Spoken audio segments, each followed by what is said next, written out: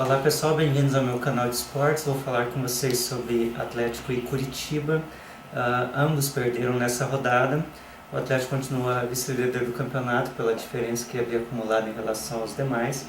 E o Curitiba ficou numa situação um pouco difícil, já que o Fluminense ainda joga nesta quinta-feira e o Bahia também joga nesta quinta-feira. Se não me engano, um com o outro, mas enfim.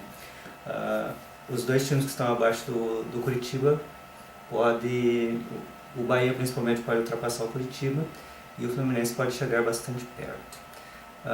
O que aconteceu com o Curitiba foi que jogou com o Corinthians aqui no estádio Couto Pereira, e antes de dizer que o Curitiba deixou de aproveitar uma grande oportunidade, mas deixou mesmo, é importante lembrar que o Corinthians é o atual campeão mundial e é a defesa menos vazada do campeonato, tomou apenas 20 gols.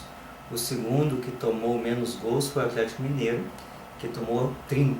Veja só a diferença. Então a defesa do Corinthians é praticamente intransponível. Dificilmente alguém consegue fazer gol no Corinthians. E com a proposta de jogo do Corinthians, acabou ganhando o jogo de 1-0. O Curitiba não deixou de atacar, fez bastante jogadas e tal, e ainda tem o problema crônico de não conseguir fazer gols.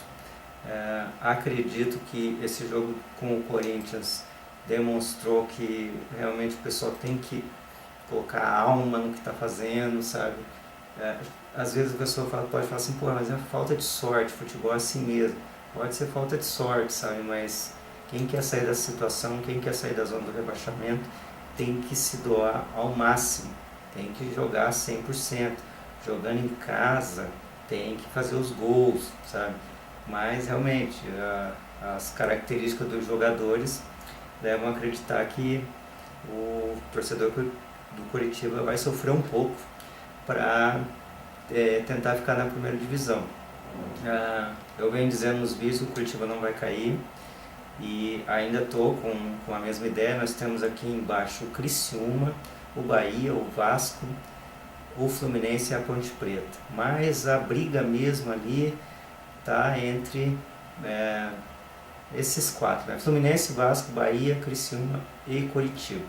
Um revés ali para a Portuguesa, que também está com 41 pontos. Então, ainda o Curitiba só depende de si. Ainda o Curitiba pode sair dessa situação, mas sem fazer gol vai ficar difícil, vai ter que treinar a finalização. A próxima rodada já é no final de semana, mas depois tem mais uma semana para treinar.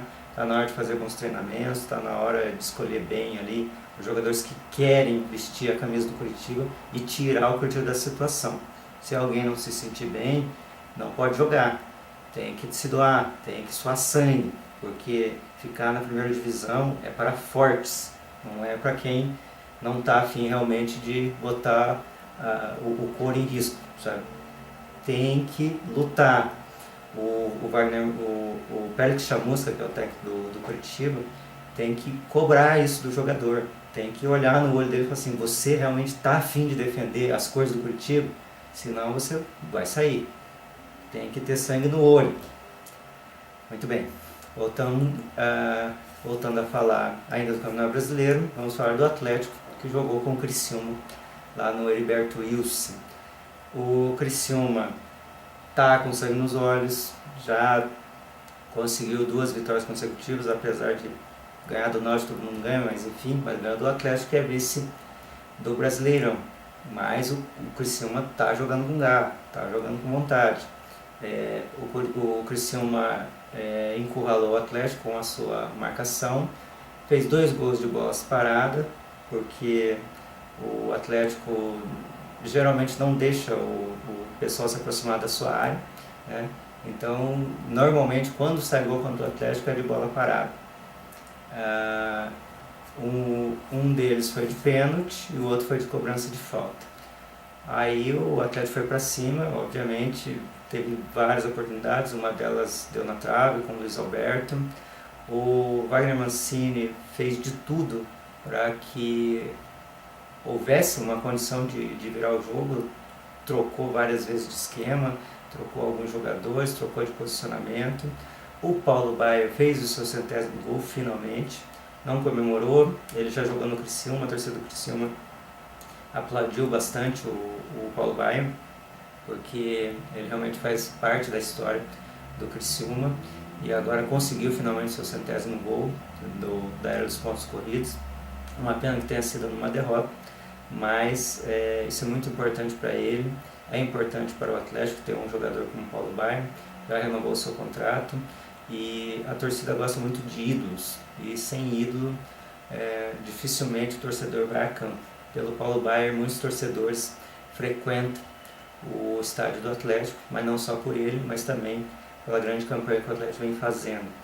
O Atlético impôs um outro volume de jogo no segundo tempo, chegou a fazer o primeiro gol, com 2-1, pressionou bastante, o Criciúma cansou, ninguém consegue fazer uma marcação tão forte durante o jogo todo, e o Atlético teve muito perto de empatar o jogo, mas infelizmente não conseguiu. Melhor para o Criciúma, que saiu da zona de rebaixamento e está numa condição boa de continuar na primeira divisão, mas ainda tem 4 rodadas, e em 4 rodadas muita coisa pode acontecer. É extremamente temeroso, né, que se tenha esse arranque somente no final do campeonato, porque uma bobeada e você pode chegar a cair. Então, já falei do Atlético, já falei do Curitiba.